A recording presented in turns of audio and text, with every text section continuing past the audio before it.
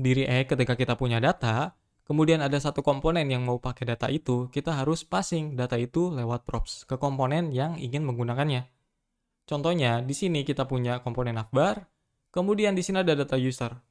Komponen navbar ini, dia perlu data user untuk nampilin tulisan user di sini. Misalkan namanya John Doe atau Naufal atau yang lainnya. Di sini juga ada avatar, dia perlu data avatar. Nah, di React itu kan kita perlu lewat props untuk passing datanya, kayak gini. Nah, di sini nggak ada masalah karena memang cara React kayak gini. Tapi kalau kita lihat strukturnya, di sini ada navbar. Di dalam navbar itu strukturnya kayak gini. Ada dua komponen eksternal lainnya, ada navbar link, ada navbar user. Navbar link isinya cuma begini. Kemudian di sini ada navbar user. Navbar user, di sini ada dua komponen lainnya lagi. Ada navbar user avatar dan juga text. Nah, navbar user avatar di sini isinya gambar yang akan digunakan untuk menampilkan avatar dari user atau gambar dari user. Di sini ada navbar user text, di mana di sini tulisan hi nama user nantinya. Nah, kalau kita lihat di sini strukturnya ya dia nested ya, maksudnya satu komponen dia nge-import komponen lainnya. Kalau diperhatikan juga, yang butuh data user itu bukan navbar ini. Di sini kita nggak butuh data usernya kan, karena memang kita nggak pakai data usernya. Nah, di sini juga nggak ada, di sini juga nggak ada. Yang butuh sebenarnya dua komponen ini aja, ya kan? Di sini butuh data user, namanya. Di sini juga dia butuh data user, avatarnya. Jadi kedua komponen ini sebenarnya yang butuh data tersebut. Nah, sekarang kita akan coba bikin si komponen atau kita bikin dua komponen ini bisa akses data user yang kita punya di sini.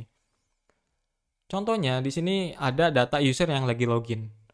Biasanya orang itu store datanya itu di local storage atau mungkin di cookie ya. Tapi umumnya itu di local storage karena data user biasanya banyak juga, bukan cuma nama dan avatarnya, bisa juga user permissions atau data-data lainnya. Kalau di cookie kan agak kecil dia maksimal size-nya, sedangkan di local storage bisa lebih besar. Asumsiin aja ini datanya dari local storage. Karena kalau aslinya ya kita bisa pakai local storage.getItem. Tapi kalau pakai local storage beneran nanti nggak fokus di ininya. Jadi ini gue pakai state aja. Oke? Intinya di sini gue mau passing data user ke navbar. Kayak gini aja kan? Di sini udah clear ya. Oke, di sini kita bisa ambil datanya, props. Kemudian di sini kita console log aja. Kita pergi ke console. Di sini ada data usernya. Oke, sesuai dengan yang kita punya di di app.js. Kayak gini. Nggak ada masalah di sini. Nah, di sini di navbar kita nggak butuh datanya kan? Kita nggak akses di sini datanya. Yang butuh itu adalah navbar user. Karena di navbar user ada navbar user avatar dan juga text. Artinya kita perlu passing datanya lagi ke sini. User props.user. Ini sebagai apa ya? Pentransfer aja gitu. Nggak tahu bahasa apa itu. Jadi si navbar ini dia cuma nge-transfer props yang dia punya karena kita passingnya ke navbar di sini karena kan dia punya data user ya. Maka dari itu kita passing ke sini kan. Karena si navbar user dia butuh untuk nge-transfer lagi ke dua komponen ini. Di sini kita perlu akses lagi. Kita cek di sini apakah ada. Kita save. Ada juga tuh navbar user.js line 5. Di sini line 5 ada datanya sama dengan yang atas. Sama-sama user juga. Di sini juga lagi-lagi kita nggak butuh data usernya. Kenapa? Karena yang butuh itu adalah navbar user avatar dan juga navbar user text. Artinya kita perlu transfer datanya ke sini. User, kemudian kita bisa props.user. Kita bisa tulis lagi yang sama. Oke, di sini kita udah bisa akses datanya. Console log props. Kita save. Muncul dia navbar user avatar dan juga di sini isinya sesuai dengan yang sebelumnya. Oke, kita pergi ke navbar user text untuk memastikan lagi. Di sini kita akses juga propsnya. Muncul juga data yang sama. Artinya kita udah berhasil ngasih data dari app.js atau dari komponen navbar ini ke paling dalam yang ingin mengakses datanya atau komponen yang ingin akses data usernya. Kayak gitu ya. Jadi untuk si komponen ini akses data user, pertama kita perlu passing datanya ke navbar, yaitu parent-nya. Dari navbar, dia perlu nge-transfer props yang dia punya, yaitu di dalamnya ada data user salah satunya. Kemudian di sini kita transfer ke navbar user. Navbar user kita transfer lagi ke navbar user avatar dan juga teks, di mana dua komponen ini yang akan pakai datanya. Nggak ada masalah di sini. Cuman ini agak ribet ya ketika kita pakai cara kayak gini, karena ya ini kita harus passing data turun-temurun gitu. Akan jadi masalah ketika datanya berubah atau field-nya berubah atau ada case-case yang lain yang bikin si komponen ini bakal error gitu kan. Karena kita passing datanya turun-temurun. Di React ini istilahnya props drilling. Props drilling. Kayak gini. Kayak gini nih. Nah, jadi dia tuh kayak ngedrill gitu atau ngebor ke bawah, paling bawah komponen yang mau pakai data itu kan. Jadi dia manjat. Jadi si user avatar dan juga user text dia seolah-olah manjat untuk ngambil data usernya. Pertama dia ambil data dari sini, si navbar user dia ngambil data dari sini. Nah si navbar ini dia ngambil data dari sini gitu kan. Jadi turun-temurun ngambil datanya.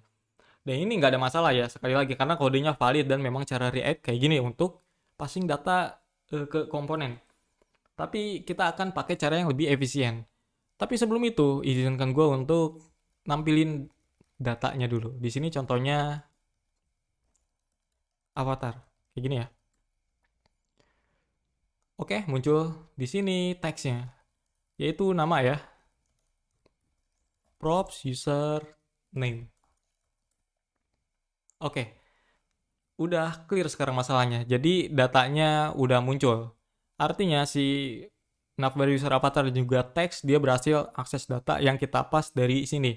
Walaupun caranya agak rumit kalau menurut gua karena kita harus passing datanya turun-temurun ke sini gitu kan. Hambur juga atau mubazir lah. Kita di sini nggak pakai datanya, cuman sebagai transfer doang kan. Dan kita harus akses propsnya. Dan ini yang nggak begitu efisien sebenarnya. Nah, di sini kita akan bahas yang namanya React Context. Jadi React Context ini dia menawarkan cara untuk kita passing data ke komponen tanpa lewat props. Nah, yang awalnya kita pakai cara kayak gini dan ini memunculkan masalah yang namanya props drilling, jadi harus turun-temurun. Dengan React Context kita nggak perlu pakai props, di mana kita bisa langsung akses datanya langsung di komponen di mana dia mau akses data tersebut. Contohnya di navbar user avatar dan juga navbar user text. Jadi kita nggak perlu turun-temurun passing datanya lewat props. Di sini langsung bisa akses. Di sini kita nggak perlu passing props, di sini juga nggak perlu, dan juga di sini nggak perlu passing props. Kayak gitu. Nah, caranya gimana? Kita akan praktik sekarang. Untuk bikin konteks itu simpel aja ya. Pertama kita bikin satu folder di dalam folder src. Konteks di sini namain. Kita bikin satu file di mana si React Context ini akan kita bikin. Misalkan nama konteksnya adalah app-context.js. Nah, untuk bikin konteks, kita perlu pakai API React Context namanya. Di sini kita bikin variabel app context kayak gini. Kemudian panggil create konteksnya. Dari sini kita kasih default value, bisa kasih empty object dulu. Atau kita kasih semacam empty true kayak gini biar jadi indikator. Ya ini nanti kita akan bahas lah satu-satu. Tapi kita akan bikin app konteksnya kayak gini. Nah, sekarang kita export variabelnya supaya app konteks ini kita bisa pakai di beberapa tempat yang lain. Di luar file ini. Kita save, nanti gua akan jelasin ya. Ikutin dulu aja. Nah, di sini kan kita udah bikin konteksnya ya. Nah, konteks ini kita perlu akses di sini untuk ngebungkus komponen di mana komponen itu yang akan akses datanya. Jadi, kita panggil app konteksnya. Konteks kayak gini. Di sini app konteks kita import ya dari sini. Kemudian kita akses .provider. Di sini kita bungkus si komponennya dengan app context.provider. Jadi kita bungkus dengan provider. Nah, di provider inilah kita bisa ngasih value yang ingin kita akses di beberapa komponen yang lain. Sebelumnya kita perlu data user kan yang akan diakses di dua komponen navbar user avatar dan juga text. Di sini juga kita akan pakai data yang sama. Untuk itu kita pakai value, kemudian di sini kita passing datanya. Kita bisa kasih data objek di sini, data user. Untuk lebih enak kita bikin variabel namanya app context value. Di sini kita bikin variabel app context value. Di sini kita bikin objek. Kita bisa aja langsung ngasih data user. Tapi nanti kita nggak bisa ngasih data yang lainnya selain user. Kayak misalkan data team gitu kan. Kemudian data-data lainnya. Nah sekarang kita bikin objek, kemudian kita kasih user kayak gini. Supaya nanti kita aksesnya kayak gini. Context.user.name misalkan gitu. Kalau misalkan kita nggak bikinnya kayak gini, nanti aksesnya begini doang gitu.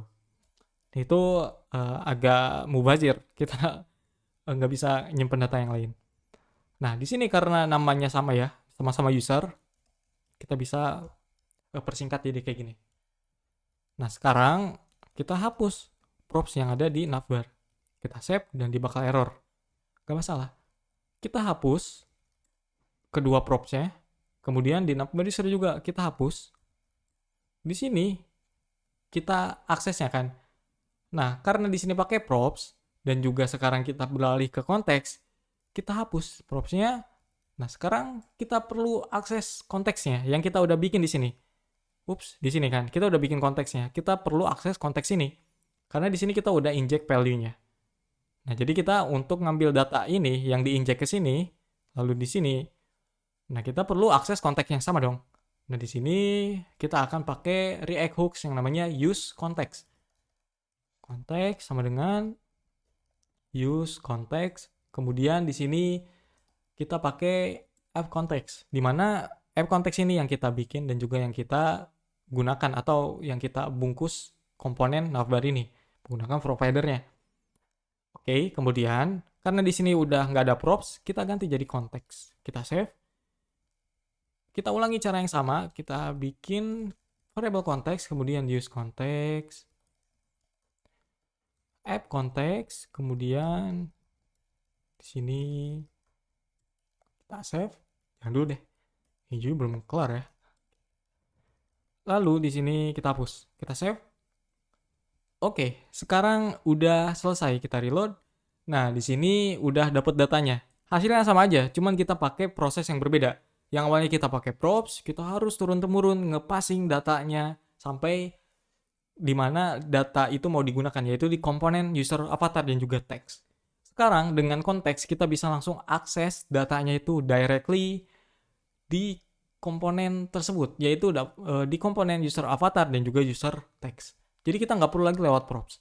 Sebelumnya kita akses atau kita passing datanya dulu ke navbar, kemudian dari navbar kita transfer ke navbar user. Navbar user dia bakal nge-transfer ke navbar user avatar dan juga text. Di sini baru kita akses datanya, itu lewat props. Dan itu akan menyebabkan masalah yang namanya props drilling. Ketika kita punya komponennya level nested-nya itu sedikit gitu, atau kayak misalkan habis navbar user, kemudian di navbar user itu udah langsung akses datanya, atau di navbar itu langsung akses datanya, itu nggak masalah lewat props. Tapi ketika si datanya itu udah akses di nested komponen yang kedalamannya kayak gini, atau bahkan lebih dalam lagi, misalkan di navbar user avatar nanti ada komponen lagi, nah komponen itu yang akan akses datanya. Nah itu sebaiknya pakai konteks supaya langsung kita akses lewat konteks tanpa lewat props. Nah, itu kan ribet kayak tadi kan. Kita harus turun-temurun nge-pass datanya ke si komponen gitu. Jadi kita nggak bisa ngebandingin ya, pilih mana props dan juga React konteks, itu nggak bisa kayak gitu. Karena dua-duanya kita pakai gitu kan. Cuman kita pakainya di kasus yang berbeda gitu. Untuk yang simple kita bisa pakai props. Kemudian untuk yang tadi tuh yang bakal memunculkan masalah prop drilling, kita bisa pakai konteks.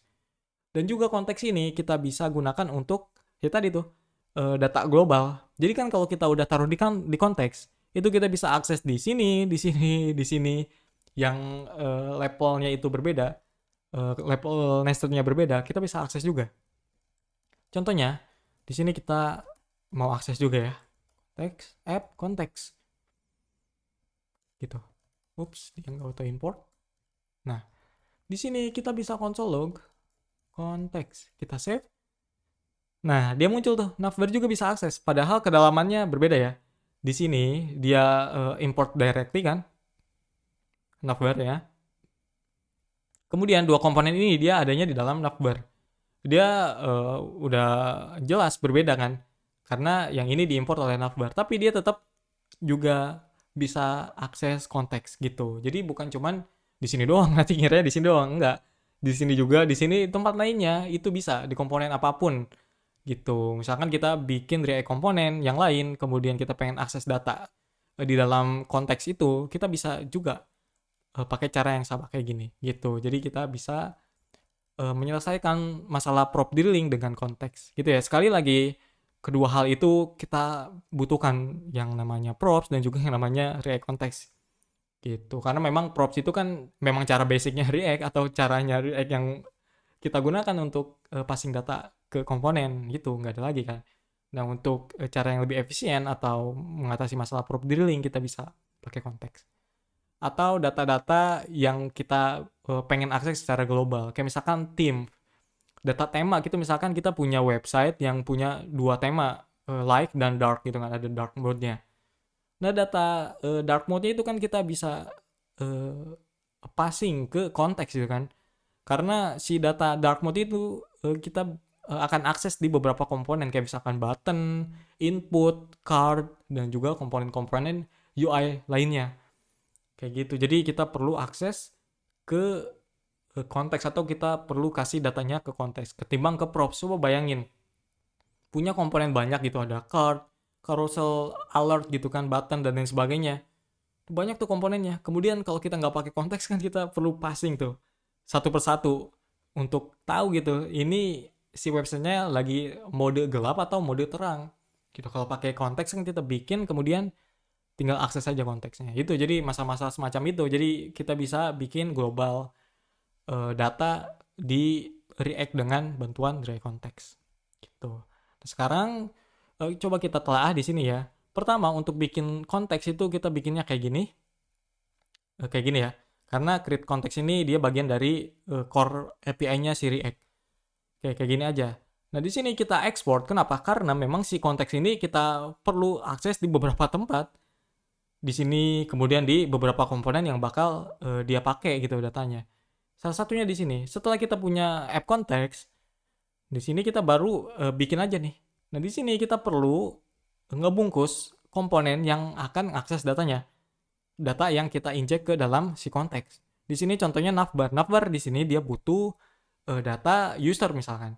Nah, di sini si navbar dia butuh atau dia perlu dibungkus dengan provider. Jadi untuk initialize si konteksnya itu kita pakai cara kayak gini. App context.provider. Kita bungkus komponen-komponen yang butuh atau yang akan akses data yang kita punya. Nah, kemudian di sini untuk ngasih tahu data apa yang perlu diinjek atau data apa yang perlu diakses oleh komponen lainnya. Nah, di sini kita kasihnya lewat value. Pro value inilah dimana kita bisa injek datanya. Contohnya di sini kita injek data user. Nanti kita bisa juga akses atau kita kasih data lainnya kayak theme misalkan dark atau light gitu. Jadi kita bisa kasih data yang lainnya. Contohnya kayak gini. Nah, kemudian di sini kita ambil data user ya. Gitu. Jadi di sini kita punya satu data yang diinjek ke dalam konteks providernya. Jadi ingat, setelah kita bikin satu konteks, di sini kita perlu bungkus komponen-komponen yang akan akses data yang kita injek di sini gitu. Ini initializer-nya. Kemudian untuk pakainya kita bisa pakai use context kayak gini. Gitu, use context. Kemudian di sini baru bisa akses datanya. Gitu ya. Pertama bikin konteks, kedua kita initialize atau bungkus komponen yang mau akses datanya pakai konteks provider. Kemudian kita injek value-nya di sini. Nah, untuk pakainya itu kayak gini. Gitu. Jadi ingat harus dibungkus dulu komponennya. Nah, sekarang kalau kita hapus kayak gini, misalkan di sini kan si navbarnya dia nggak dibungkus dengan provider ya. Kita save. Di sini bakal error. Nah, di sini kita kan akses tuh. Ya kan app context. Kita akses app context-nya. Tapi di sini kita nggak bungkus pakai provider. Di sini kalau kita console log, bukan di sini dong, di sini console log, konteks misalkan kita save, muncul nggak di sini? Belum muncul ya? Nah, muncul di sini. Ada empty true. Jadi dia returnnya adalah objek yang dimana kita taruh di sini, yaitu empty true. Dia nge-returnnya yang ini. Jadi default value ini maksudnya ketika ada komponen di mana dia akses satu konteks dan di mana si komponen itu dia nggak nemu gitu provider yang dekat dengan dia, atau ketika si komponen itu tidak dibungkus dengan provider, maka dia akan akses default value-nya. Di sini kan si navbar user avatar ini dia anak dari navbar ini kan. Nah, navbar ini adanya di app ini. Nah, si navbar ini dia nggak dibungkus dengan provider. Nah, karena dia nggak punya datanya kan, dia nggak dibungkus dengan provider dan dia tidak punya data yang diinjek, ya kan? Nah, maka dia akan akses default value yang kita taruh di sini gitu. Itu gunanya default value. Ketika si komponen yang akses satu konteks di mana konteks itu nggak punya atau nggak dikasih providernya, atau si komponen itu nggak dibungkus dengan provider tersebut, dia bakal ngasih fallback default value-nya, begitu ya. Sekarang kalau kita balikin lagi, dia akan bisa akses datanya gitu. Makanya di sini kita perlu pakai provider, karena memang di sini juga kita ngasih datanya kan, bukan di sini gitu. Dan ini kenapa kita kasih si app konteks ini di file yang lain, atau kita bikin si app konteks ini berada di file yang terpisah. Kemudian kita ekspor di sini. Karena di sini kita akses kan, atau si app konteks ini dia digunakan di beberapa file yang berbeda. Salah satunya di app.js ini untuk kita akses providernya untuk ngebungkus komponen-komponen. Kemudian di sini juga kita pakai untuk akses datanya gitu kan, untuk use konteks ini. Nah, app konteks ini kan referensinya ke sini. Nah, ini dia akses dari konteks app konteks, di mana dia akses file ini gitu. Itu kenapa kita ekspor, karena memang dia akan digunakan di beberapa tempat yang berbeda. Oke, begitu ya. Ini cara bikin react konteks, dan juga itulah kenapa kita butuh konteks untuk mengatasi masalah semacam prop drilling, atau juga kita bisa bikin global data yang dimana data itu bisa kita akses di beberapa komponen dengan level nested yang berbeda. Sebelumnya kita udah bikin satu react konteks, kemudian di sini kita inject app context value yang isinya objek ke dalam provider melalui prop value. Di sini kita bungkus komponen navbar dengan provider supaya dia bisa ambil data yang kita inject di sini. Kemudian untuk ngambil datanya, kita pakai function useContext dengan mereferensikan nama konteks yang sama yang kita gunakan untuk initialize provider di sini. Kalau kita nggak bungkus dengan provider, ya kita nggak bisa ambil datanya, melainkan kita akan dapat data default value yang kita tulis di sini. Gitu. Kalau belum paham, silahkan diulang-ulang lagi aja ya. Nah, sebenarnya di sini juga kita sedang mengimplementasikan satu teknik di software engineering namanya dependency injection atau DI. Dependency injection ini di software engineering dia nggak spesifik di satu bahasa pemrograman aja, dia general ya. Jadi nggak cuma di Java, di PHP, di apa gitu, nggak. Jadi ini general. Kemudian juga umumnya kita temuin di object oriented programming, makanya di sini pakai term object ya. Di sini ada class contohnya tuh, class gitu. Jadi kalau dijelasin secara sederhana, contohnya di sini ada kelas A dan kelas B. Kelas A dia inject ke kelas B. Nah, kelas B ini klien karena dia mendapatkan akses ke kelas A karena kelas A tadi diinjek ke kelas B. Nah, kelas B ini klien. Nah, kelas A yang diinjek ke dalam kelas B dia disebutnya dengan service. Jadi, objek yang diinjek ke dalam objek lain itu sebutnya service, dan objek yang menerima injek dari objek yang lain itu sebut klien. Gitu. Kalau di Angular juga ada, dia kan punya beberapa built-in dependency injection, ada HTTP client atau HTTP service. Gitu di Angular tuh. Angular 2 deh kalau nggak salah. Gitu ya. Nah, kalau di Laravel apalagi, itu kita sering juga pakai dependency injection. Nah, kalau di dalam hal React ini, contohnya dalam konteksnya React Context, di sini yang jadi service adalah value yang kita inject. Jadi di React Context sebenarnya dia bukan cuma bisa dikasih objek doang, dia bisa juga kita kasih string atau yang lainnya. Selama dia nggak error ya, kalau error ya berarti nggak bisa. Simpel aja kayak gitu. Di sini contohnya kita pakai objek, makanya gue sebutnya value ya, bukan objek. Jadi biar nggak ambigu gitu, atau biar nggak ngebingungin. Kalau gue sebutnya objek nanti seolah-olah cuma bisa dikasih objek gitu konteksnya. Sebenarnya kan enggak. Gitu. Makanya gue pakai term value aja. Jadi value yang kita inject ke dalam provider melalui prop value ini, dia adalah service. Di sini berarti ini service-nya. Nah, kemudian kliennya mana? Kliennya adalah komponen ini. Komponen ini yang nerima data yang kita injek sebelumnya kan. Nah, berarti ini kliennya gitu. Karena ini bukan OOP di React, makanya di sini kliennya gitu. Kalau misalkan pakai yang OOP atau pakai iya tadi OOP ngapain gua ulang lagi. Kalau pakai OOP ya pakai kelas gitu kan. Kita injek di constructor biasanya. Gitu. Itu FYI aja. Kalau mau baca lebih lanjut ya silahkan baca aja. Di sini juga ada penjelasannya React. Gue udah baca-baca juga nih.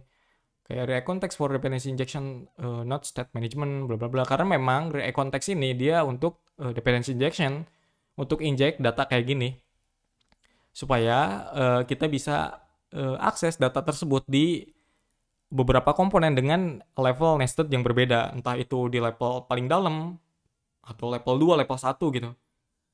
Yang penting dia bisa akses data tersebut gitu. Beda kalau kita passing lewat props. Tentunya itu ngaruh soal level nestednya. Karena kita harus nge-transfer. Makanya ada masalah prop drilling. Dengan React Context kita mengatasi masalah tersebut. Gitu ya. Oke, kita lanjut lagi. Di sini kita juga bisa kasih selain objek. Supaya terbukti aja nih omongan gue.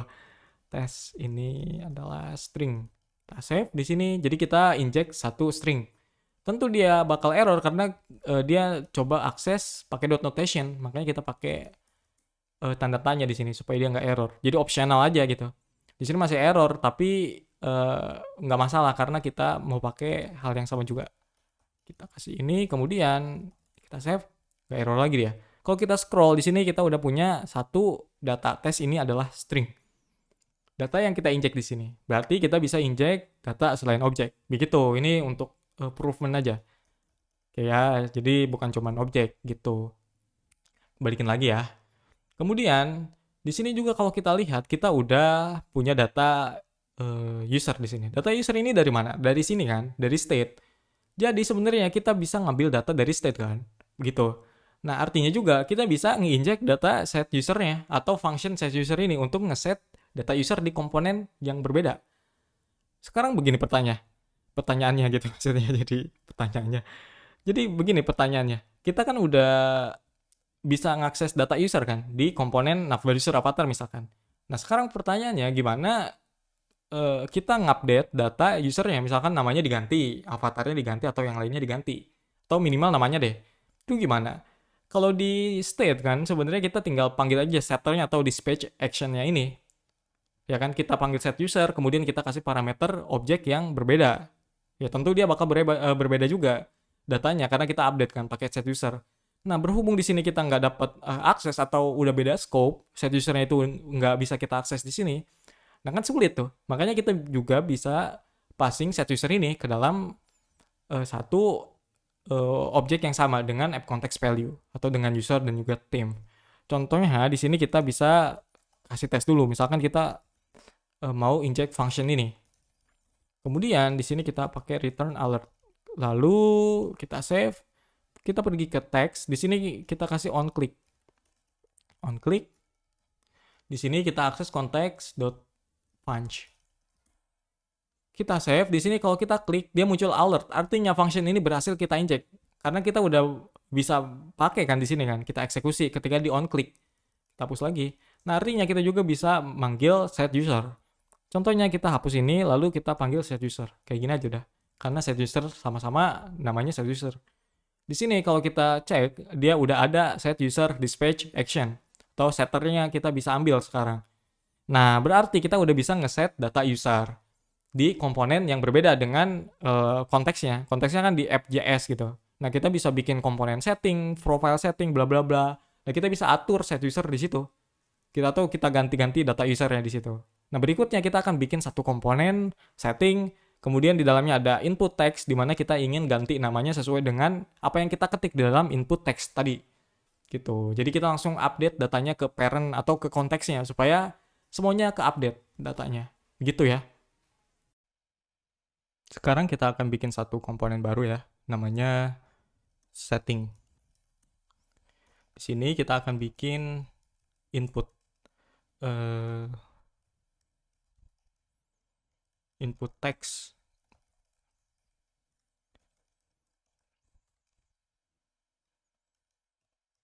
ini apa namanya, change name.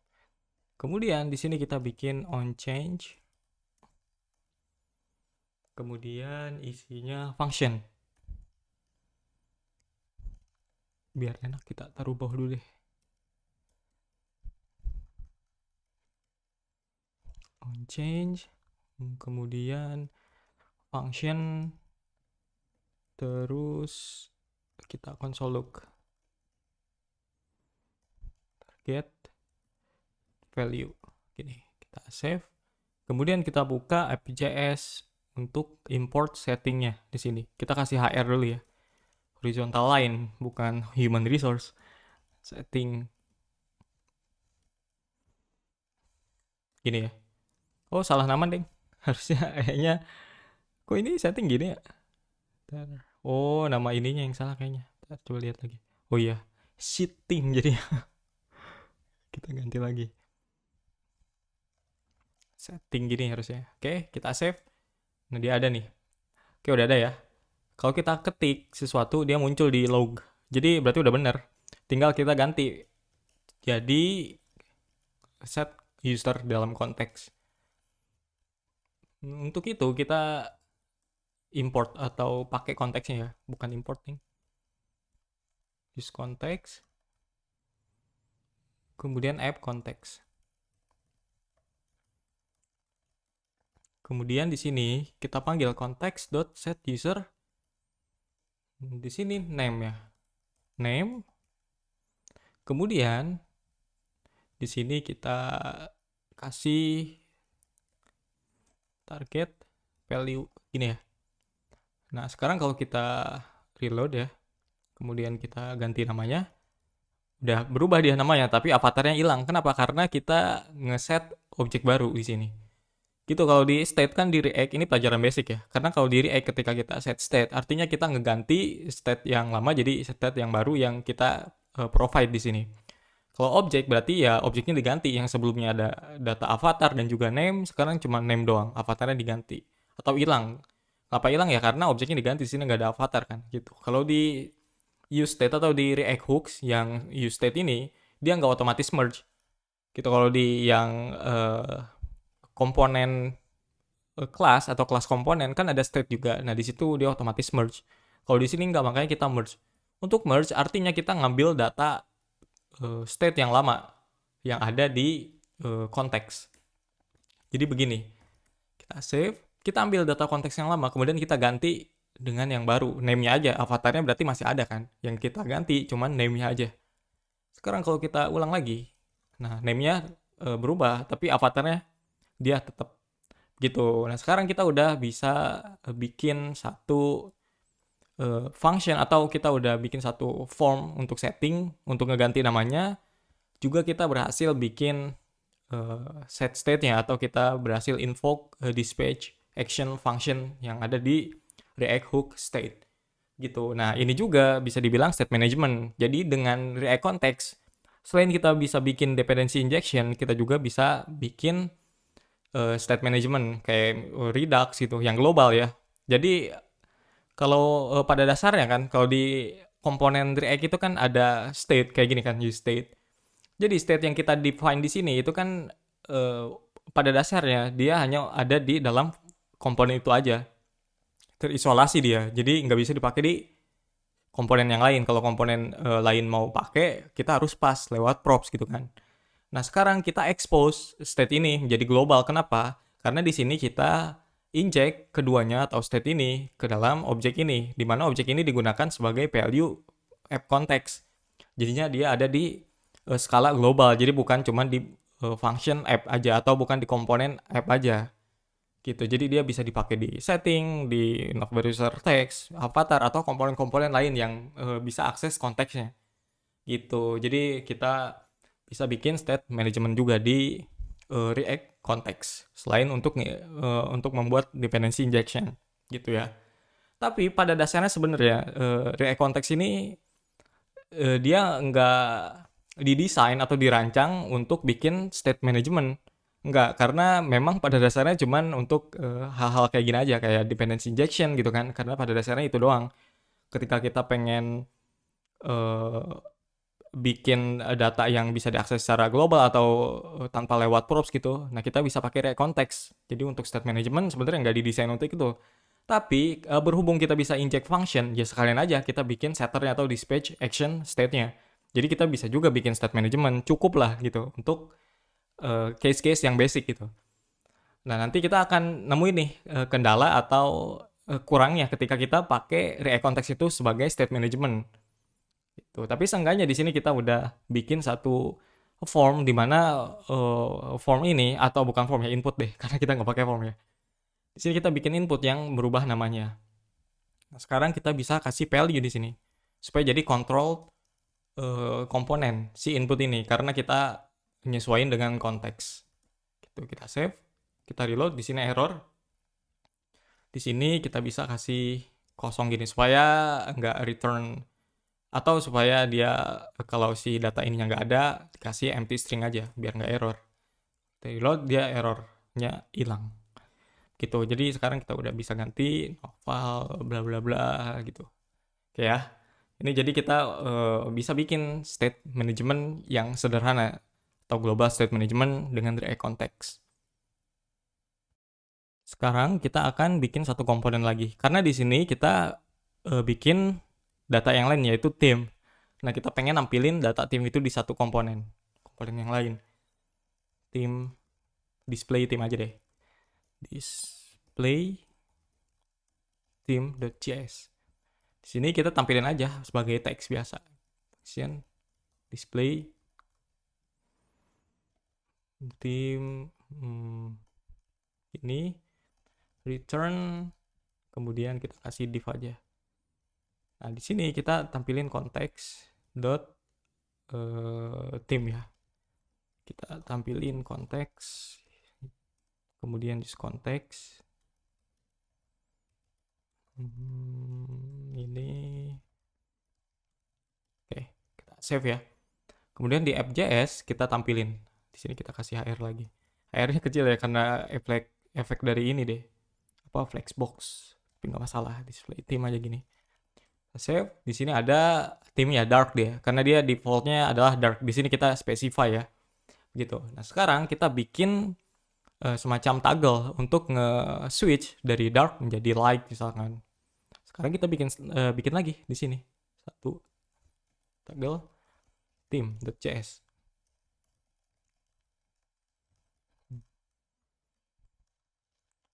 Return button toggle theme on click. Kita bikin semacam function di sini aja, function kayak gini. Tes, kita save. Kemudian di sini kita coba import lagi. Toggle theme. Ada ya. Di sini muncul tesnya tuh. Nah, sekarang untuk ganti theme gimana? Kita belum bikin ya state-nya. Apa kita bikin state lagi? Atau kita pakai cara lain? Sebenarnya kita bisa aja tinggal bikin state lagi. Kita paste kayak gini. Kemudian kita ganti jadi dark defaultnya. Kemudian di sini ya kita hapus. Kita provide di sini kan. Nah, sekarang kita kasih juga set theme. Kemudian di bagian bukan display ya, toggle theme. Di sini kita bisa import lagi atau use context maksudnya. Context, use context. Gak muncul ya? Gini harus gini. Pipe context gini ya. Nah, sekarang kita bisa pakai cara yang sebelumnya. Kemudian kita panggil context dot set theme. Nah, di sini kita akan ganti jadi like. Kita save. Kalau kita klik, nah dia berubah jadi like. Padahal di sini beda komponen ya, toggle theme sama display theme. Di sini kita nggak pakai state karena kita ambilnya dari konteks. Gitu. Jadi yang disebut dengan global state management tuh, jadi state-nya itu secara skalanya global gitu, bukan komponen level. Karena kalau state itu pada dasarnya seperti gua bilang sebelumnya, dia adanya di komponen level kan. Kayak misalkan kita bikin di dalam app ini, sebenarnya kan ini adanya di komponen level doang. Nah, kita injek ke dalam konteks provider, ke sini, yaitu melalui variabel ini. Artinya kita mengekspos kedua state ini biar ada di dalam provider ini. Jadi komponen yang ada di dalamnya dia bisa akses pakai use context gitu. Jadi makanya disebutnya state management global. Karena pada dasarnya di React itu ya state adanya di level komponen itu sendiri, kayak di app.js atau di button mungkin atau di form bla bla bla gitu. Artinya dia memang basicnya adalah komponen level state aja gitu. Jadi di komponen level. Di sini dia jadi global karena kita injek ke dalam provider gitu. Nah, ini belum toggle ya, kita ganti dulu. Jadi toggle mana? Toggle tim ya. Di sini kita bikin logiknya. Kalau si konteks timnya ini like, maka jadi dark. Kalau sebaliknya, ya udah like. Gini nggak sih? Like tuh gini ya? Like, ya gini. Kalau kita klik, nah dia jadi bisa ditoggle gitu. Jadi kita udah bikin dua state ke dalam satu React context. Nah, nanti berikutnya kita akan coba pakai yang namanya use reducer. Jadi ada cara lain untuk bikin state lagi di React. Di sini kita udah punya dua state ya, dimana masing-masing dia punya datanya. Di sini ada user, di sini ada team. Sekarang kita akan ganti kedua state ini menjadi satu state. Kita bisa pakai use reducer. Di sini use reducer ini simpelnya dia adalah alternatif untuk bikin state juga. Dari use state kan biasanya kita pakai use state ya. Kayak sebelumnya ini pakai use state. Dengan use reducer kita bisa bikin function, kemudian di function itu ketika di invoke dia akan ngeproduksi satu state baru. Mungkin agak bingung ya. Jadi ya simpelnya kita bisa bikin state yang lebih kompleks lah di sini dengan use reducer gitu. Nanti lu bisa paham sendiri deh ketimbang mungkin penjelasan gue lebih ribet. Kayak sekarang kita pergi ke app context, di sini kita hapus dulu deh. Ini nggak perlu lagi. Kita pakai empty object aja. Pertama, di sini kita akan bikin satu function atau komponen sebenarnya. Yang sebelumnya di sini kita pakai providernya pakai cara gini. Sekarang kita akan pisah di sini jadinya. Jadi kita panggil di sini provider. Nah, kita bikin HOC, Higher Order Component. Nah, kali ini kita akan coba pindahin, tapi selesaiin dulu kode yang di sini. Nah, kemudian sekarang sebelum kita pakai reducer, kita pakai cara yang sebelumnya dulu. Kita pindahin dulu semuanya, kita pisah-pisahin. Kita cut, kemudian kita pindahin ke sini. Ya. Kemudian kita balik lagi ke sini. Kemudian di sini juga kita pindahin kayak gini ya. Nah, sekarang kita juga bisa ambil ini.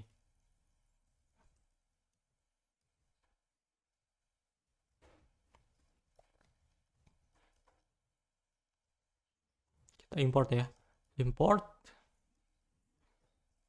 use state use effect. Kita save.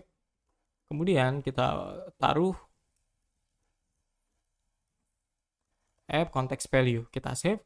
Nah, sekarang ketimbang pakai cara ini, kita bisa langsung import app provider. Kayak gini. Kemudian kita save. Kita bisa hapus ini. Kayak gini. Kita hapus. Nah, jadi kita pisah nih app provider, dibikin satu komponen baru. Kemudian dia sebagai pembungkus. Jadi dipisah aja sebenarnya sama kayak sebelumnya, tapi ini kita pisah supaya lebih rapi. Kalau kita reload di sini, dia tetap sama jalan juga kan. Tuh, jadi kita pisah. Ini lebih enak. Nah, kemudian di sini kan kita pakai beberapa konteksnya ya. Ini agak kurang enak karena kita harus ngereferensiin atau nge-import juga app konteksnya. Sedangkan di sini kita cuma ada satu konteks. Nah, maka dari itu kita bisa bikin satu React hook juga, yaitu use context atau use app context maksudnya. Kayak gini, export. Kemudian atau function aja ya. Use app context. Kemudian di sini return use context app context. App context kayak gini. Nah, sekarang kita save. Nah, kita ganti di sini context sama dengan use app context. Kayak gini. Jadi tanpa kita harus import use context lagi sama app konteksnya. Kalau pakai cara ini lebih simpel kan. Jadi kita bikin React hook sendiri atau custom React hooks untuk nge-import atau untuk pakai app konteksnya. Gitu. Nah, kita hapus-hapusin nih. Kita save. Kemudian di sini juga sama. Apalagi sih? Masih banyak ya? Sini use app context. Kemudian kita hapus. Ini juga sama, kita hapus, ini juga hapus ya. Use app context, save, kemudian di sini terakhir ya. Use app context, yang ini hapus, yang ini Udah ya, udah semua ya. Udah jalan sekarang. Nah, kita pakai cara ini lebih clean kalau menurut gua karena kita nggak perlu import-import lagi karena jelas use app context artinya kita mau pakai custom hook yang kita bikin yaitu pakai app context gitu. Jadi bikin custom hooks di sini use app context isinya kayak gini. Jadi lebih clean kan. Nah, berikutnya kita akan coba pakai use reducer untuk bikin state manajemennya. Sekarang kita akan bikin satu use reducer. Sebelum kita ganti kedua state yang kita punya dengan use reducer ya. Kita pelajari dulu konsepnya. Kita bikin komponen baru untuk belajar.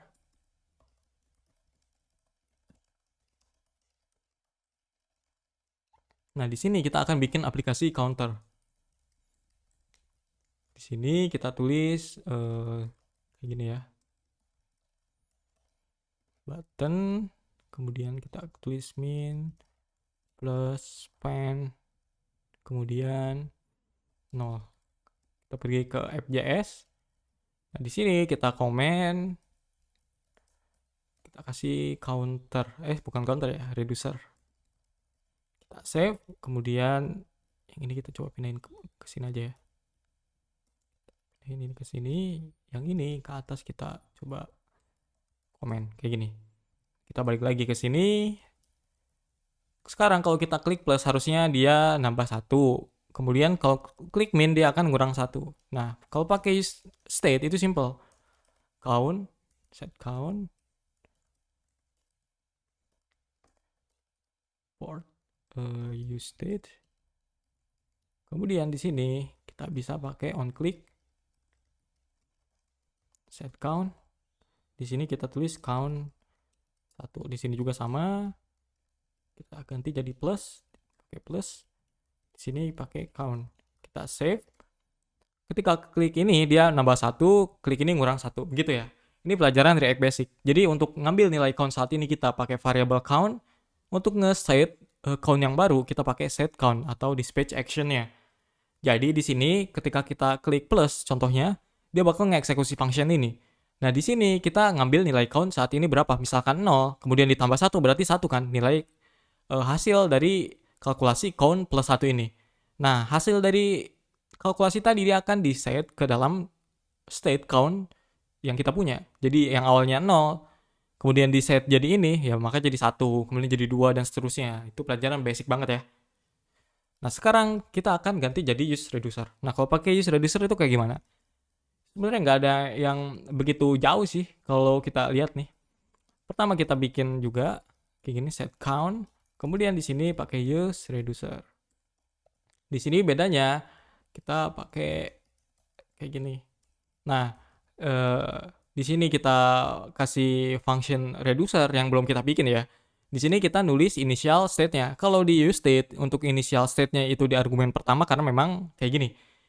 Nah, kalau di use reducer kita tulisnya initial state-nya di argumen kedua. Di argumen pertama kita gunakan untuk nulis function yang kita belum bikin. Sekarang kita bikin dulu function-nya, reducer. Di sini kita tulis aja console log reducer untuk ngetes ya. Sekarang kalau kita save, di sini error, kita komen karena ini konflik.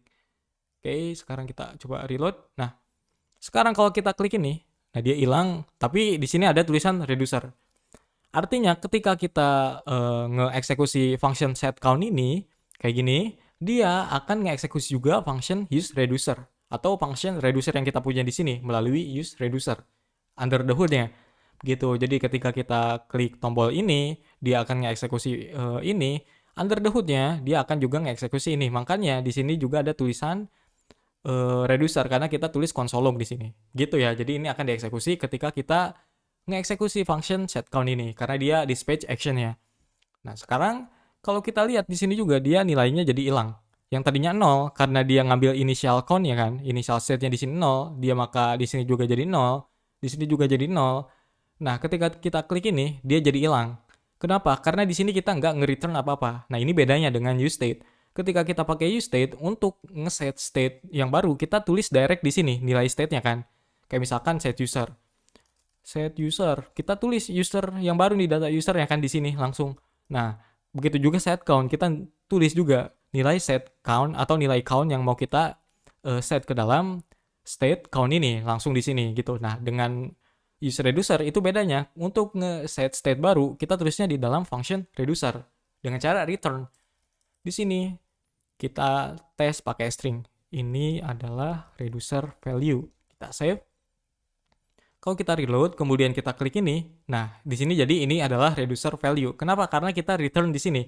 Jadi string ini kita return di dalam function reducer, dia akan dijadikan value yang baru untuk state count gitu. Jadi sebelumnya kita tulis direct di sini pakai useState untuk ngeset state baru. Nah, use reducer pakai cara yang berbeda.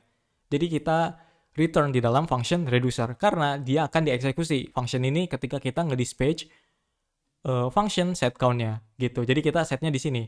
Nah, untuk itu kita juga perlu bikin kalkulasinya di dalam reducer, jangan di sini. Dan di sini juga dia nge-accept atau menerima dua parameter seenggaknya. Ada state dan juga ada action. Di sini kalau kita mau tahu, itu kita bisa tes aja state, kemudian action. Kita save. Kemudian kalau kita klik ini, nah di sini ada 0 dan 1. State ini nilai state saat itu ketika si function ini dieksekusi. Contohnya, ini kan si function dieksekusi pertama kali ya. Ketika kita reload, kita klik ini. Nah, di sini 0 kenapa? Karena nilainya masih 0. Dia kan masih initial value-nya kan. Gitu. Dia masih 0. Kemudian action ini kenapa 1? Nah, action ini dia ngambilnya dari sini. Kita kan pakai count plus 1 kan. Count saat ini dieksekusi atau saat si set count ini dieksekusi, dia masih nilainya initial value-nya. Initial state-nya yaitu 0. Jadi di sini 0 plus 1 yaitu 1. Makanya di sini action adalah 1. Di sini juga jadi 1. Gitu. Jadi simpelnya state ini dengan count ini dia sama nilainya. Gitu, ngambil state saat itu. Nah, yang kedua ini action itu dia ngambilnya dari argumen yang kita taruh di dalam dispatch action yang kita tulis di sini. Gitu. Kalau kita tulis yang lain di sini misalkan kita tulis ya yang lain, aku yang lain. Kita save. Kemudian kita coba reload lagi di sini. Kita klik plus. Nah, di sini aku yang lain gitu. Jadi ini ngambil dari sini itu supaya lebih simpel lagi aja. Takutnya agak ribet ada kalkulasinya gitu kan. Tapi seenggaknya kayak gitu. Begitu juga dengan ini. Misalkan kita ganti jadi initial value. Kita save, kita reload. Di sini kita klik plus. Nah, di sini ada initial value. Di sini aku yang lain. Initial value ini dari sini. Aku yang lain itu dari sini gitu. Jadi maka dari itu kita akan bikin kalkulasinya di sini. Kemudian untuk itu kita akan bikin satu logic di sini atau di sini maksudnya. Nah di sini kita akan ngasih tahu logic apa yang mau kita gunakan. Pertama kita bikin switch-nya dulu di sini, switch. Kemudian di sini action type. Kemudian di sini kita bikin case. Kemudian increment kayak begini. Kemudian juga nggak kayak gini, return state plus 1. Kemudian case decrement return, kemudian state min 1, default. Nah kayak gini. Kemudian kita hapus ini. Nah untuk bikin increment di sini kita taruh objek type increment. Di sini juga sama, type decrement. Kita save, kita reload sekarang. Nah ini ganti dulu ya. Jadi 0. Kita save, Kita reload, kita klik ini, dia +1, klik ini -1. Ini kenapa bisa begini? Karena di sini kita pas objek. Jadi di sini dia bakal ngambil action.type. Jadi dia akan ngambil value ini, yaitu yang ini ya. Kalau dia increment, artinya dia akan ngambil nilai state saat ini ditambah 1. Nah, hasil kalkulasinya akan diset menjadi state yang baru untuk count ini. Begitu juga dengan decrement. Dia bakal ngambil nilai state saat ini, misalkan 0, kemudian di -1, ya jadi -1 ya. Maka dari itu dia akan di set juga nilai hasil dari kalkulasinya ke dalam state count. Gitu. Di sini sebenarnya nggak perlu pakai objek juga. Kita bisa langsung pakai action kayak gini nih. Action, kemudian di sini tanpa objek. Kita bikin kayak gini. Kemudian di sini juga sama. Kita bisa bikin kayak gini. Kita save. Kemudian kita klik ini. Nah, masih jalan juga kan? Jadi supaya lebih simpel, di sini ketika kita tulis increment, artinya action ini kan nilainya increment. Di sini dia pakai switch. Switch ini kan untuk memeriksa value-nya. Ya kan? Kita pengen tahu nilai value-nya si action ini. Nah, kalau dia ini nilainya increment, maka akan menjalankan kode yang ini. Begitu juga dengan ini. Kalau si action ini dia nilainya decrement, akan ngejalanin kode yang ini. Kalau nggak ada di antara keduanya, maka akan ngejalanin kode yang ini. Dia bakal error. Contohnya kalau kita tulis di sini unexpected action. Kemudian di sini kita tulis jadi bla bla. Di sini kan nggak ada ya. Kita nggak tulis di dalam switch. Kita save, kemudian kita klik ini, dia bakal error. Unexpected action sesuai dengan yang kita tulis di sini. Karena di sini kita nggak bikin case-nya untuk bla bla, adanya increment decrement. Dia tidak dikenali. Begitu, ini mantapnya untuk use reducer ini. Jadi kita bisa bikin beberapa action untuk satu state yang kita punya dengan use reducer ini. Nah, sekarang kita akan bikin use case yang lain. Kita undo dulu ya. Udah benar. Nah, misalkan di sini kita mau nambahnya ini sebanyak 2, kemudian 3, atau enggak 1 kan di sini, cuman ketika di plus itu akan nambah 1 doang kan. Jadi 1, 2, 3, 4. Nah, kalau ditambah 2 itu kan jadi 0, 2, 4, 6, 8, 10 dan seterusnya. Kemudian nilai 2-nya itu kita pengen passing di sini, nggak langsung di sini. Jadi nggak di hardcode banget di sini. Jadi sesuai apa yang kita tulis di sini. Maka dari itu kita bisa bikin jadi objek. Jadi kita bikin kayak tadi type di sini increment. Di sini kita bikin bisa juga namanya payload.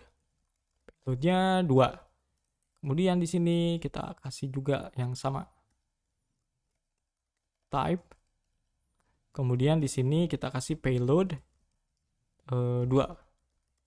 Nah, di sini kita pakai action.type karena nilai action sekarang jadi objek. Untuk ngambil type-nya, kita pakai .type, .notation type untuk ngambil nilai increment atau decrement atau yang lainnya sesuai dengan key object type ini. Nah, sekarang di sini kita ganti ya, state action.payload. Karena nilai yang mau kita tambahkan atau kurangi itu sesuai dengan payload ini kan, 2 atau 4 atau yang lainnya. Karena ini juga adanya dalam key payload. Jadi kita perlu akses pakai .notation sama kayak type. Kemudian di sini pakai action.payload juga. Kita save. Sekarang kalau kita klik ini, nah jadi kelipatan atau jadi plusnya 2 gitu. 0, 2, 4, 6, 8, 10. Ini juga sama. Begitu juga kita bisa ganti jadi 4.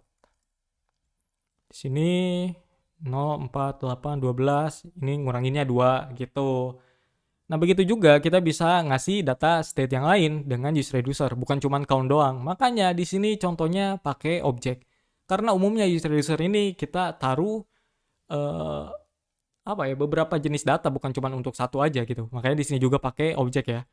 Jadi bisa dikasih yang lain, count .20, maka dikasih koma lagi. Misalkan data user, data yang lainnya, data team, atau data yang semacamnya. Begitu. Sekarang kita akan coba kasih data yang lain, misalkan data tim kayak gimana, atau data user. Nah, misalkan kita mau kasih data tim. Di sini berarti kita kasih jadi objek. Nah, supaya enak kita ganti jadi variable initial state. Di sini kita bikin initial state, Kita tulis objek count 0, di sini kita bikin team misalkan like. Kita save. Nah, karena di sini objek, artinya dia bakal error juga. Karena di sini kita ngerender objek yang dalamnya ada count dan team, sesuai kan? Nah, di sini kita tulis jadi .count harusnya. Nah, karena di sini bukan cuma count aja datanya, makanya kita ganti jadi state aja. Untuk merepresentasikan data yang ada di dalam ini semuanya. Jadi bukan cuma count kan. Di sini kita tulis state.count kayak gini. Nah, karena ini bukan cuma count doang, jadi kita ganti. Nah, kalau pakai use reducer, umumnya orang nggak pakai kata set di awal, tapi pakai dispatch. Karena memang dispatch action. Kalau pakai use state kan pakainya set apa nama state-nya. Nah, di sini kita pakai dispatch. Di sini pakai state. Di sini juga kita ganti jadi dispatch. Ini convention aja ya, bukan berarti jadi error kodenya kalau kita ganti jadi set count, enggak. Itu convention aja supaya umum gitu namanya, biar memudahkan programmer lain dan juga kita sendiri, karena memang convention yang umum di React. Nah, begitu ya. Nah, sekarang karena di sini nilainya adalah objek, berarti kalau kita tulis kayak gini, dia bakal harusnya jadi unexpected kayak ini ya. Jadi hilang. Kenapa? Karena di sini kita berekspektasi bahwa state ini adalah nilainya objek.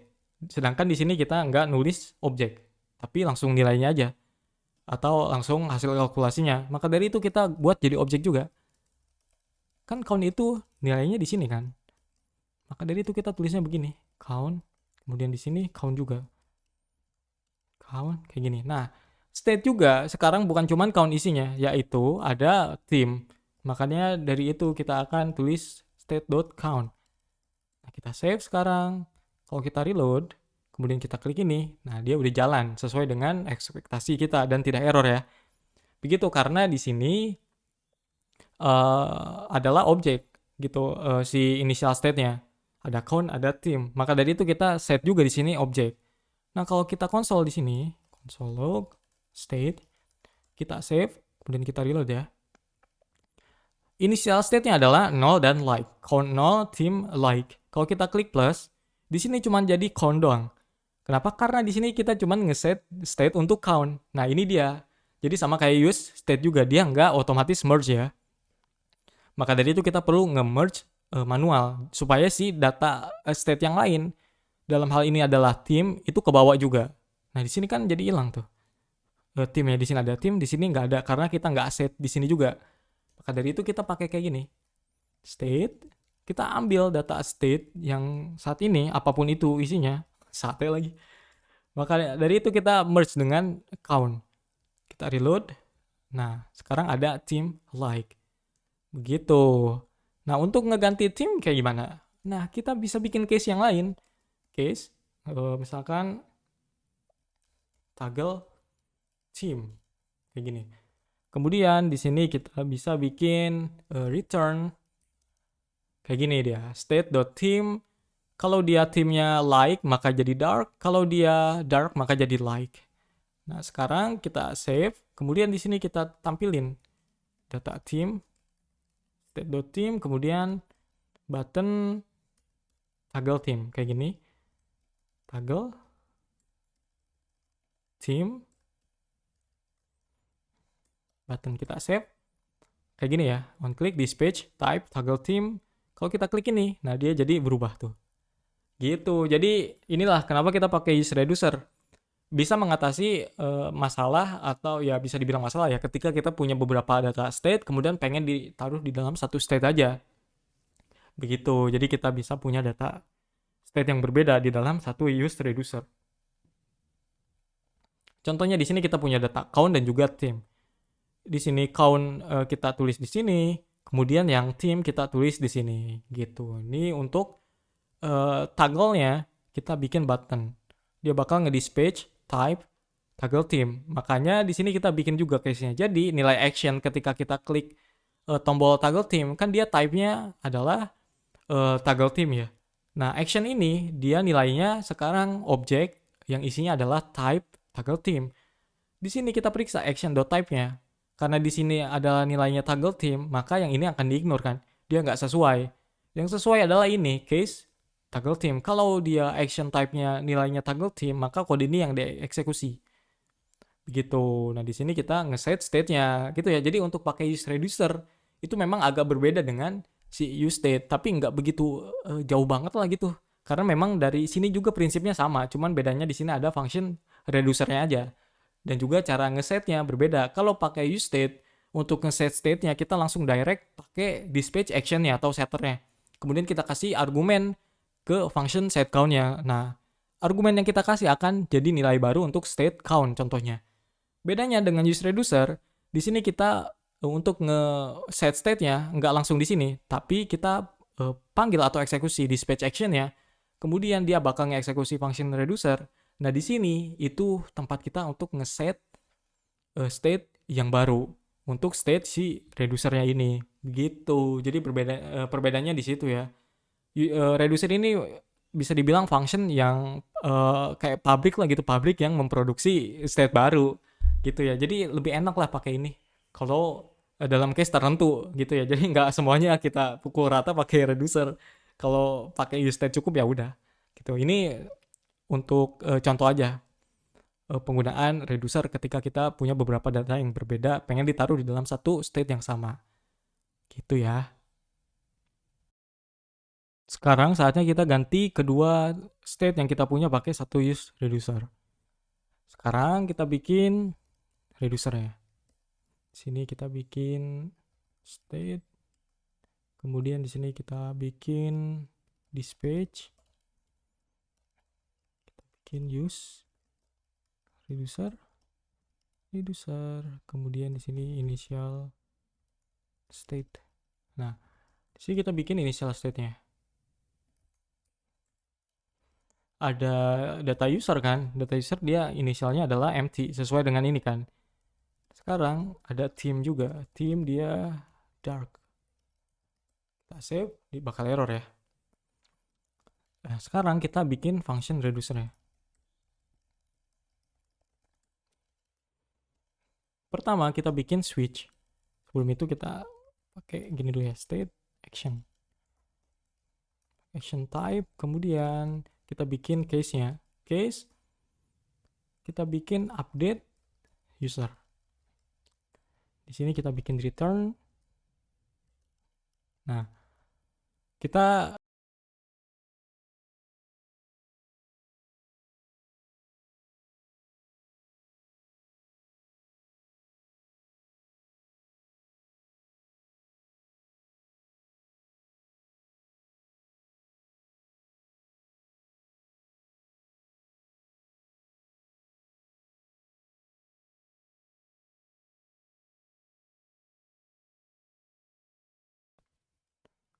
throw.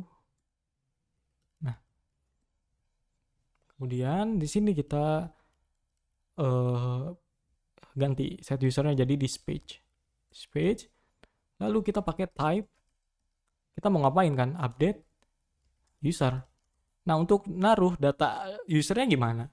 Yaitu di dalam payload. Karena di sini kita pakai action.payload.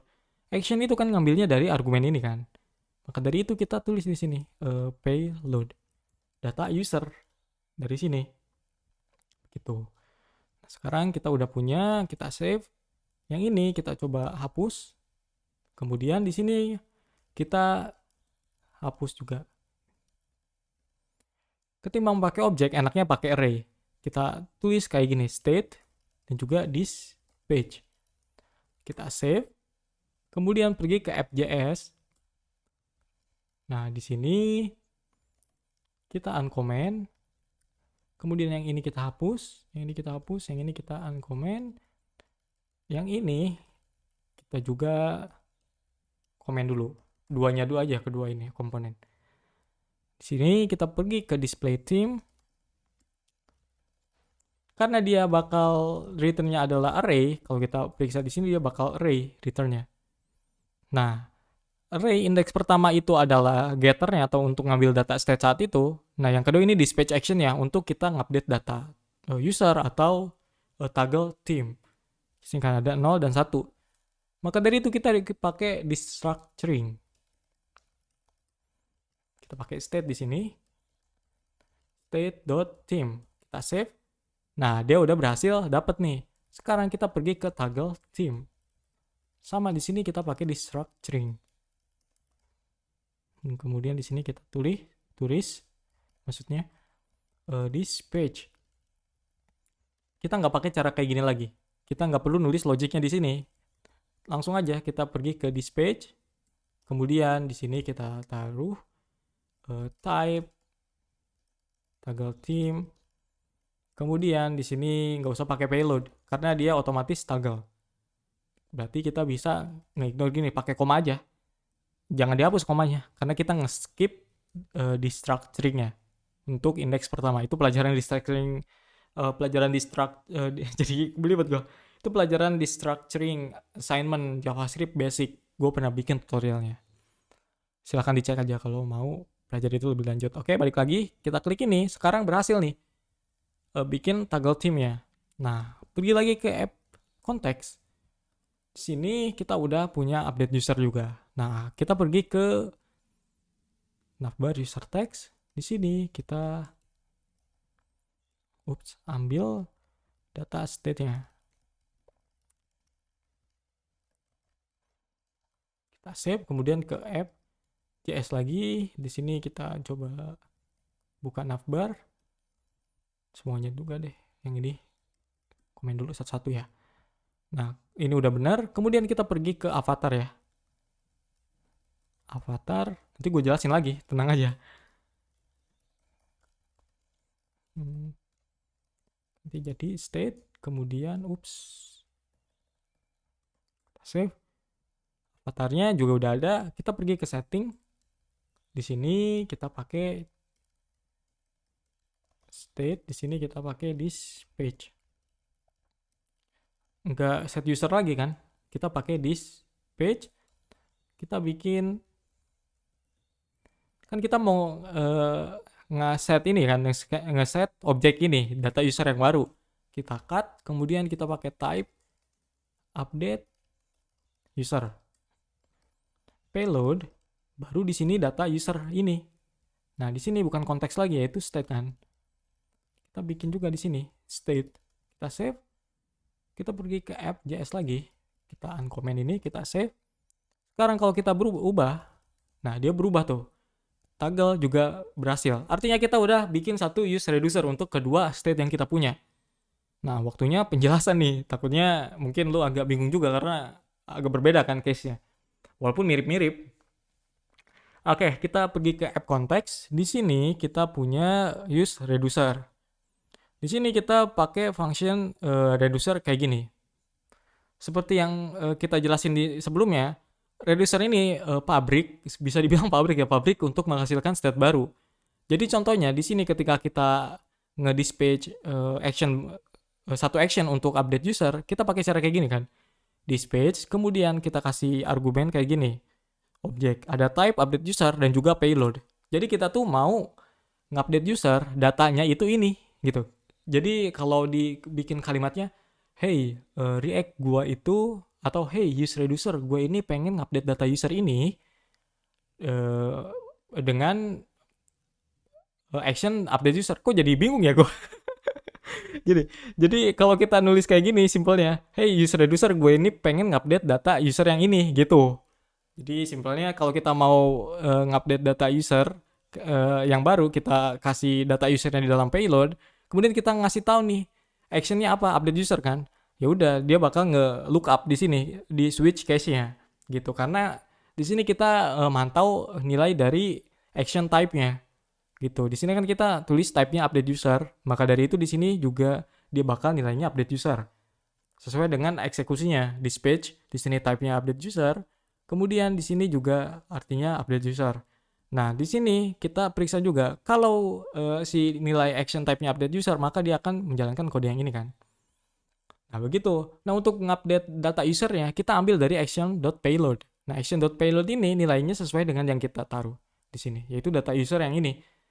Begitu. Begitu juga dengan yang lain. Begitu juga dengan yang team, mana ya?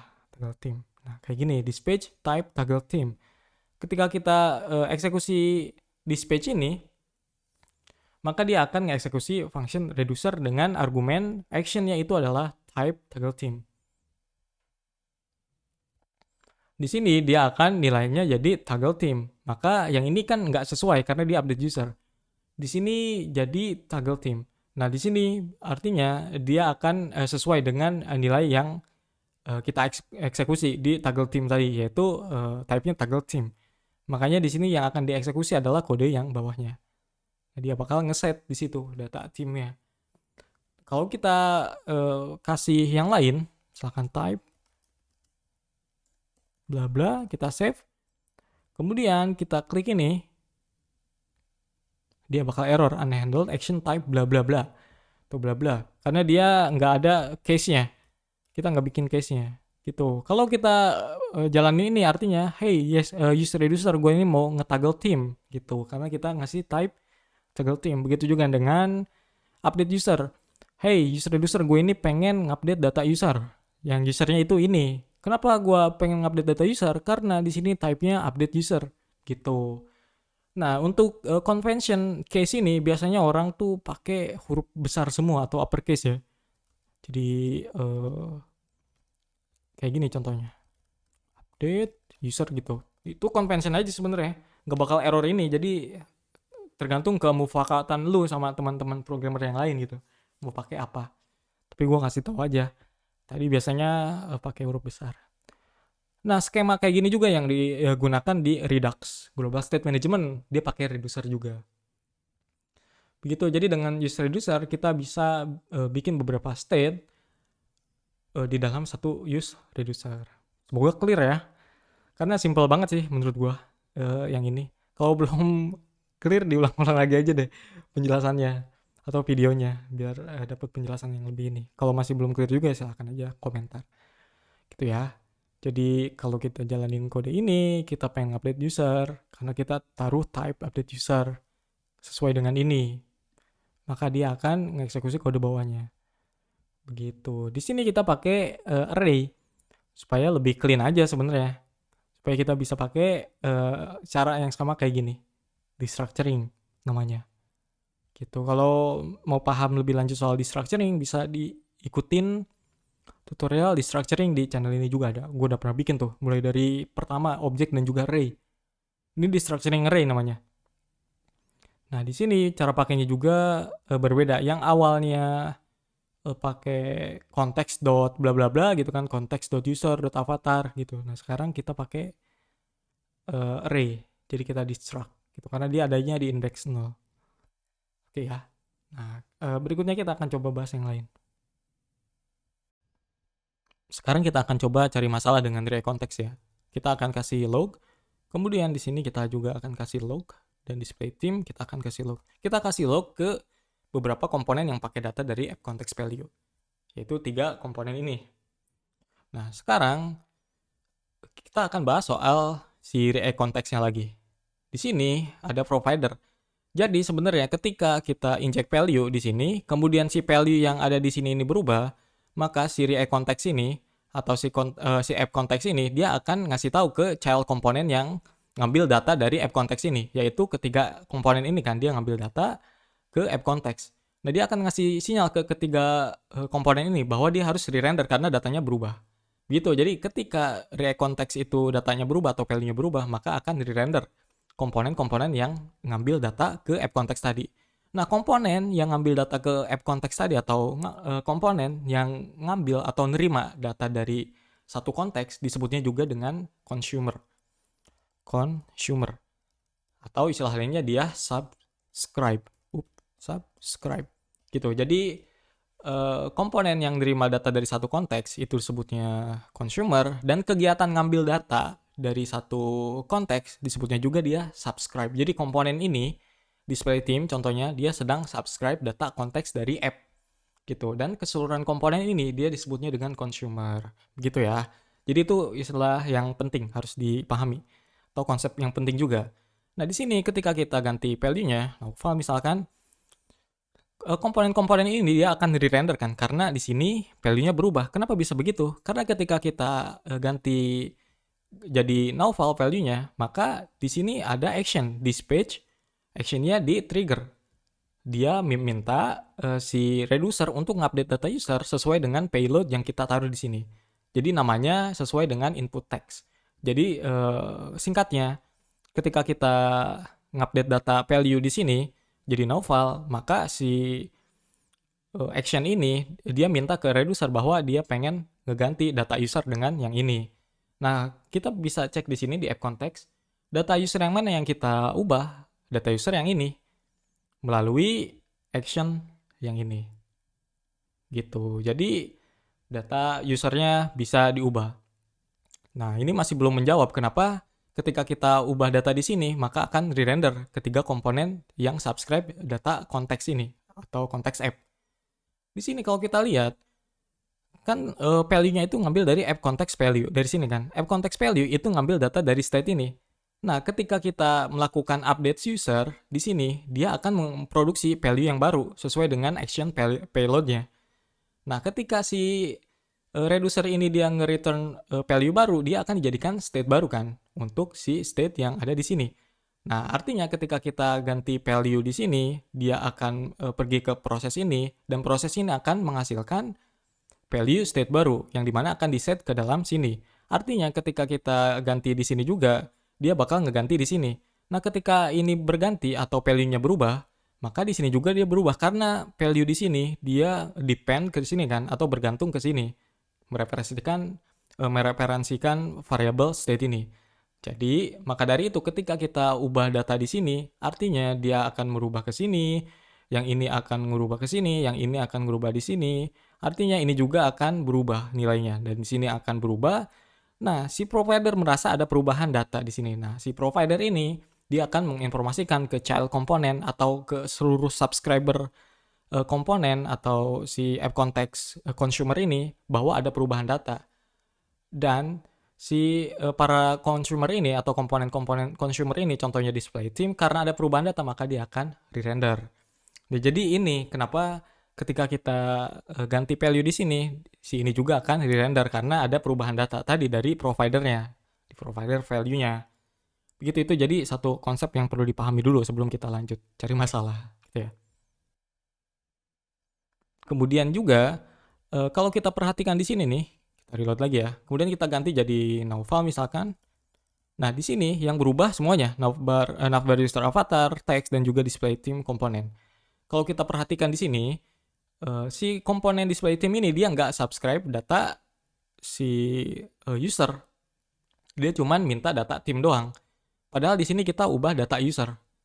Di sini kita nggak ngubah data theme kan. Secara masuk akalnya harusnya di sini nggak ikut re-render kan, karena memang yang kita ubah kan cuma data user. Di sini nggak minta data user, harusnya dia nggak ikut re-render.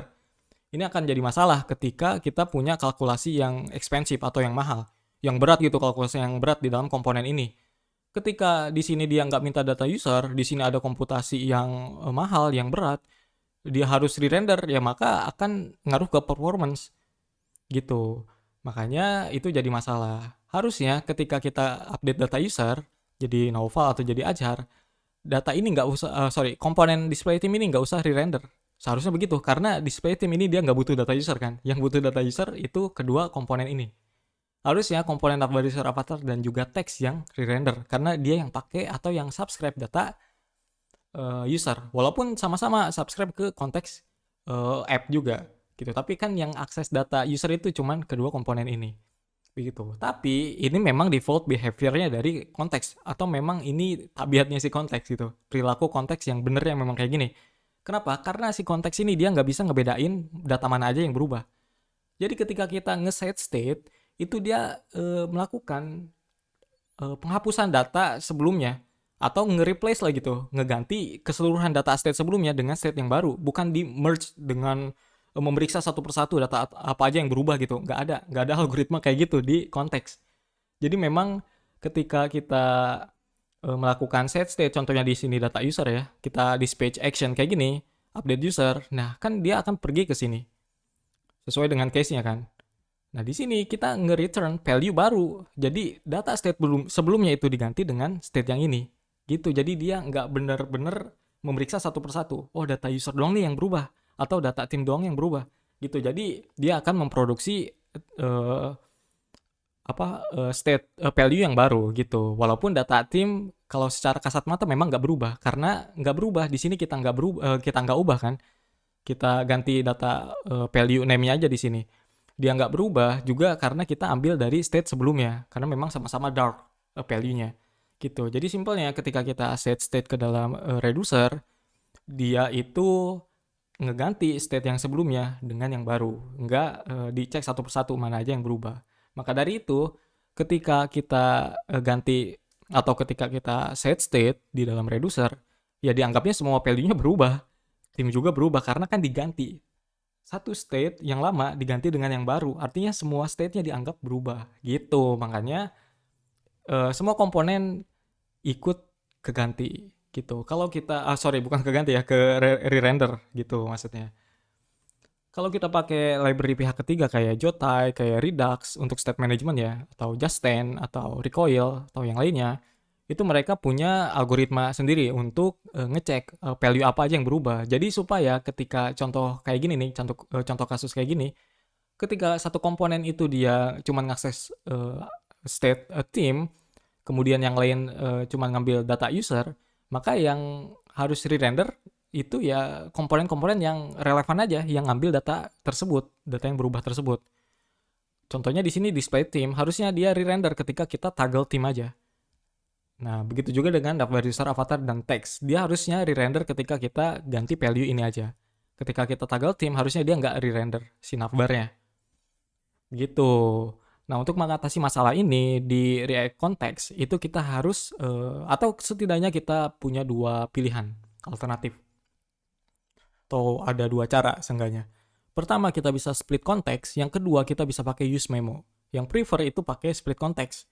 Sederhananya, split context ini kita memisahkan data ke konteks yang lain. Misalkan di sini kita punya dua data, user dan juga team. Nah, salah satunya kita pisahin ke satu konteks yang berbeda. Gitu. Jadi supaya ketika kita update data team, artinya data konteks itu aja kan, data konteks team aja yang berubah. Data di konteks user kan dia nggak dianggap berubah karena udah beda konteks. Gitu. Makanya disebutnya react konteks kan. Ada konteks data di situ. Gitu. Jadi simpelnya kita bisa mengatasi masalah apa ya, re-render yang nggak penting tadi dengan split konteks. Nah, itu kita akan coba praktikan sekarang. Sekarang kita akan coba ngatasin masalah sebelumnya, yaitu supaya si komponen display team ini dia nggak ngeri-render ketika kita update data user. Begitu juga dengan dua komponen ini. Dia harusnya nggak ngeri-render ketika kita toggle team. Nah, untuk itu kita akan bikin satu konteks baru. Namanya team context. Di sini kita bisa coba copy semua aja. Karena lu harusnya udah paham sih. Di sini kita ganti jadi use team context. Di sini juga sama ya. Team context. Di sini use context, team context. Di sini nggak ada update user, adanya cuma toggle team. Di sini juga nggak ada data user, di sini cuma adanya team. Di sini reducer benar, state benar, di sini ganti jadi team provider. Di sini udah nggak usah ada use effect karena kita nggak pakai ini. Kemudian di sini udah benar, kita ganti namanya biar lebih semantik. Team context value. Kita save. Kemudian di app.js kita bisa bungkus lagi di sini. Jadi kita bisa membungkus provider, kemudian kita bungkus lagi gitu. Tergantung berapa banyak provider yang kita punya. Jadi kita bisa pakai kayak gini. Kemudian kita bungkus lagi. Nah, di sini apa nih? App context is not defined. Di team context ya. Emang gue pakai app context? Oh, I see. Sorry. Di sini kita harus ganti juga. Oke. Dah, kelar. Harusnya nggak error ya. Masih error. App context is not defined. Di mana nih? Team context. Provider. Kan udah diganti. Oke, kita coba restart. Kadang CLI-nya begini. Kita harus restart dulu. Tunggu ya. Dah. Dia udah selesai, coba kita reload sekarang. Udah ya, error tuh. Sekarang kita coba hapus juga yang ini, nggak dipakai lagi. Kemudian, udah ya. Kita pergi ke bagian display theme. Di sini ketimbang kita pakai use app context karena timnya udah dipisah ke theme context, kita ganti jadi use theme context. Gini. Kita ganti ini hapus. Di sini juga kita save sekarang. Kemudian kita pergi ke toggle theme. Di sini dia juga bukan use app context lagi, yaitu use theme context. Kita hapus. Oke, kita save sekarang. Supaya Abdul gua selalu reload full. Kadang ada cache atau apalah gitu. Nah, sekarang kalau kita ganti ini, no file. Nah, yang berubah sekarang atau yang re-render navbar user text avatar doang. Ini bener sekarang. Display theme sekarang nggak re-render. Nah, sekarang kalau kita toggle theme, nah display theme doang yang re-render. Ini dua nggak re-render karena memang udah beda konteks. Itu dia cara mengatasi masalah soal re-render yang nggak penting gitu. Atau bahasa Inggrisnya ini ya. Re-render. Bener nggak tulisannya begini? Nah, dibenerin kan. Atau ya tidak penting lah gitu. Atau yang enggak, atau unintended juga bisa. Yang atau unexpected gitu. Karena memang kita nggak mau itu re-render gitu sih sebenarnya.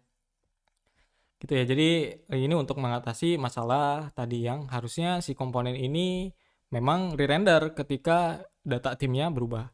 Begitu juga dengan data user ketika berubah, harusnya kedua komponen ini aja yang re-render. Kita udah melakukan itu. Kita ulang lagi, ganti jadi Ajar misalkan.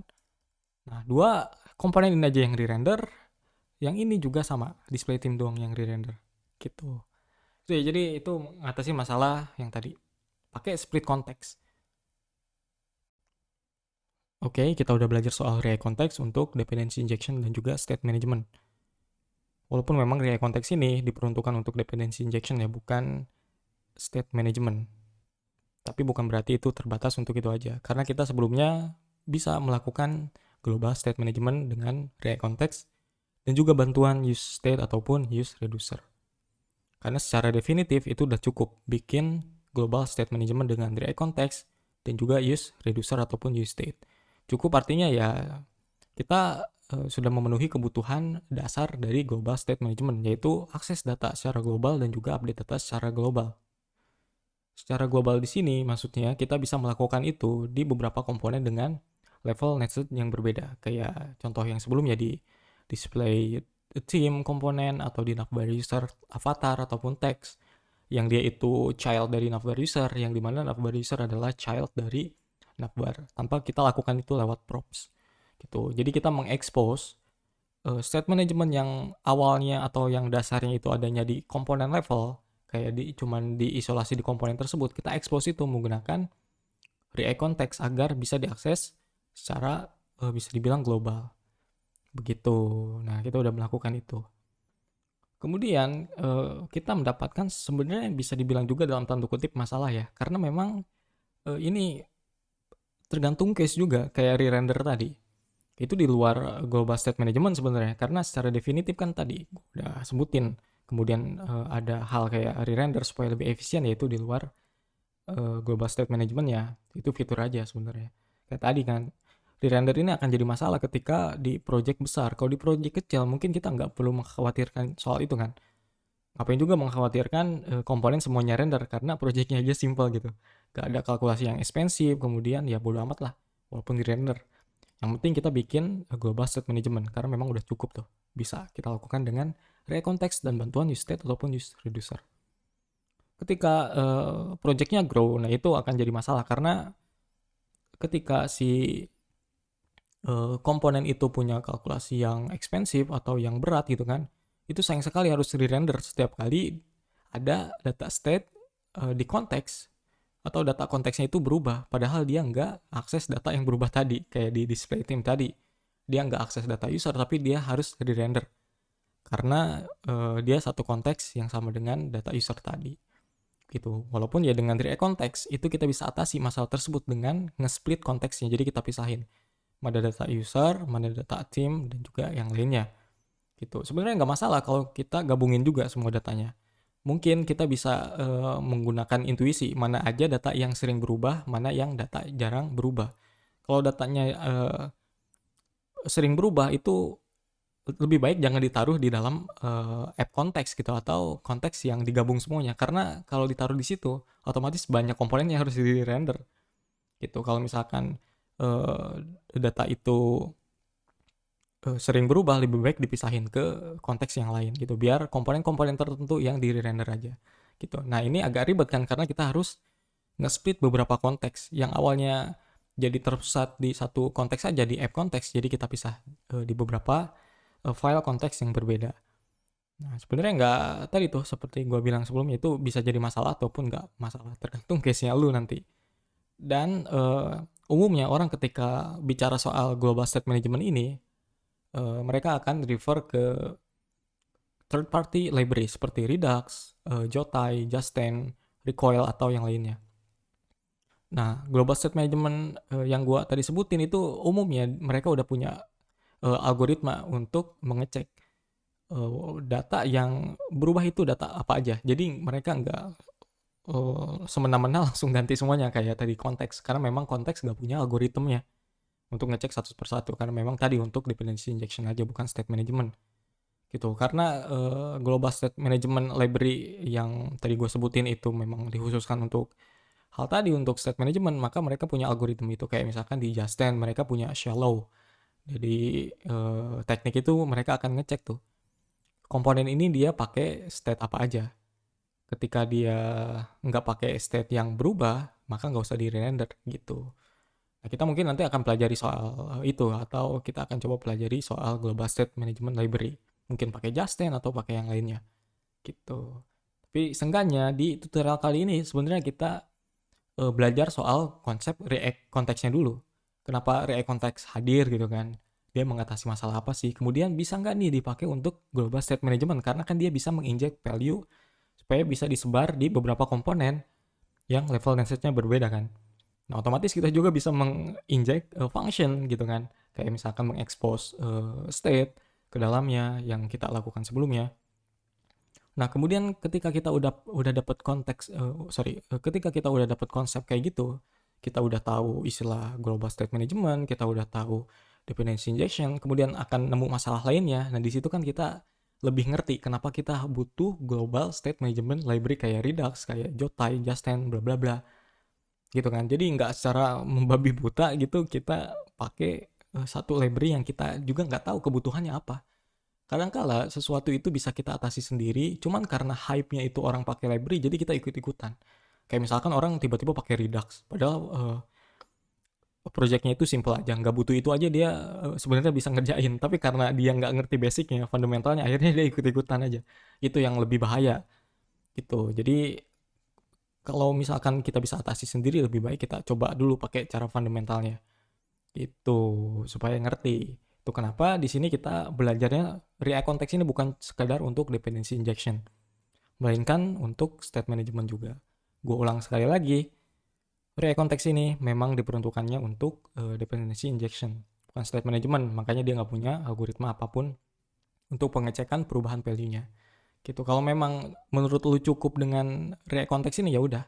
Tapi ketika lu ngerjain project besar, gue saranin pakai third party library aja kayak Redux, Justine atau apapun. Nah, mungkin kedepannya kita akan belajar Justine karena belakangan ini gue pakai library tersebut. Gitu. Nah, itu memang lebih simpel dari Redux, Justine ini. Dia nggak terlalu banyak boilerplate, kemudian juga dia pakai patternnya hooks gitu ketimbang pakai provider dan bla bla bla. Dia memang simple banget lah. Oke, jadi itu aja ya soal pelajaran React konteks kali ini. Semoga bermanfaat. Sampai jumpa di video-video tutorial lainnya. Bye-bye.